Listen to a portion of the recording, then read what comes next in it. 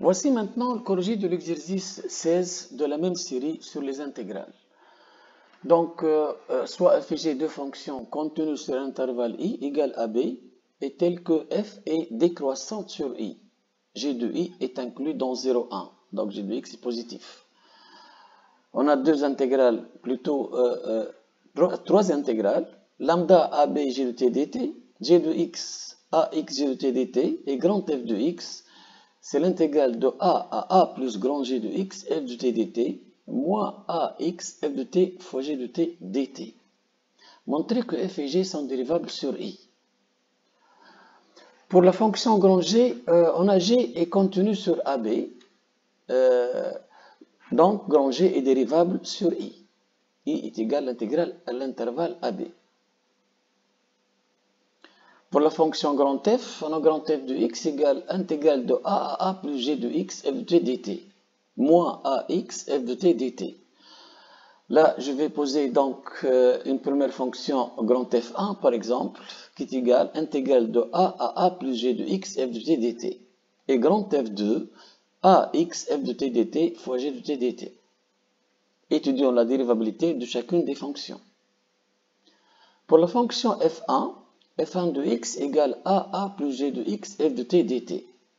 Là, il s'agit d'une fonction définie par intégrale où donc je vais poser là a plus g de x une fonction h. Pourquoi? Parce que la dérivabilité de la fonction grand f1, il faut que la fonction h qui est a plus g de x soit dérivable et f soit contenue sur l'intervalle image par h. Donc, je vais déterminer h de i pour voir si f est contenu sur h de i ou non. Grand G de x donc est égal à x g de t dt. Donc, grand G est dérivable et grand G' de x égale petit g de x. H donc est dérivable sur AB et h' de x égale g de x. Car la dérivée de a est 0 puisque a constante. On sait que g de i inclut dans 0, 1. Donc g de x positif. Donc h' de x positif. Donc h est croissante. Donc h de i, c'est h de ab. C'est h de a, h de b. Mais h de a est égal à a. C'est l'intégrale, donc h de a, c'est a plus g de a plutôt. G de a égale à 0. G de a, c'est intégrale de a à a. Donc h de a égale à a.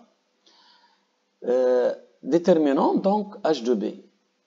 On sait que h de b égale a plus g de b, qui est égal à a plus ab g de t dt. On sait que g de i inclut dans 0, 1, donc g de t entre 0 et 1.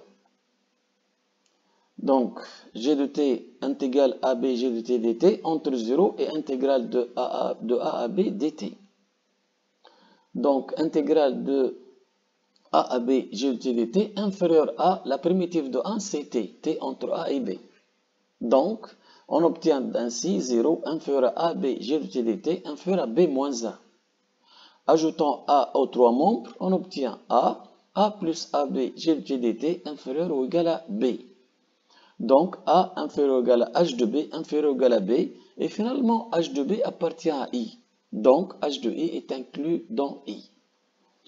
Donc, h est décroissant sur i. F est contenu sur h de i, puisque h de i inclut dans i. Donc, grand f1 est dérivable sur i. Dérivabilité de la fonction grand f2, telle que grand f2 de x, c'est ax f de t g de t dt. Ça, c'est simple, il suffit de vérifier que petit f et petit g sont contenus sur i, et a appartient à i. Donc, grand f2 est dérivable sur i. F est la différence de deux fonctions dérivables sur i, donc grand f est dérivable sur i. Deuxième question, montrons que pour x appartient à i, a plus g de x inférieur ou égal à x. Si x égale à a, on a g de a est égal à 0. Donc, a plus g de a inférieur ou égal à a. Évident, puisque a inférieur ou égal à a. Si x donc appartient à ab ouvert en a, g est contenu sur i, soit g bar la valeur moyenne de g sur ax. Donc, g bar, c'est 1 sur x moins a, ab g de t dt. G de i est inclus dans 0, 1.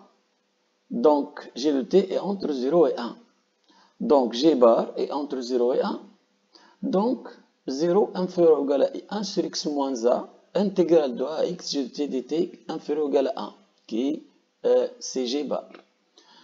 Donc, multipliant par x moins a, on obtient 0, ax G de t dt inférieur ou égal à x moins a. Ajoutant a aux trois membres, on obtient a plus ax G de t dt inférieur ou égal à x. Donc, a plus g de x inférieur ou égal à x. Sens de variation de grand F. Grand F est dérivable sur i et f' de x donc égale h' de x fois f de a plus g de x moins f de x g de x. J'ai appliqué la dérivative de la fonction définie par l'intégrale. Mais h' de x, donc c'est g, donc g de x, f de a plus g de x, moins f de x, g de x, qui est égal à g de x en facteur, f de a plus g de x, moins f de x. On sait que f est décroissante et a plus g de x est inférieur ou égal à x. Donc, lorsqu'on introduit f dans cette inégalité, on obtient f de x inférieur ou égal à f de a plus g de x. Ce qui implique que f de a plus g de x moins f de x est positif. Et g de x est positif, donc le produit est positif. G de x fois f de a plus g de x moins f de x est positif. F' de x est positif, donc grand F est croissante sur I. Donc la quatrième question, on sait qu'A inférieur ou égal à B et F est croissante. Donc f de A inférieur ou égal à f de B. Donc, intégrale A plus G de B, f de t dt, moins AB, f de t dg de t est positif. Donc, AB, f de t g de t dt inférieur ou égal à A plus G de B, f de t dt. Et finalement, AB, f de t g de t inférieur ou égal à A plus lambda f de t dt, puisque G de B est égal à lambda.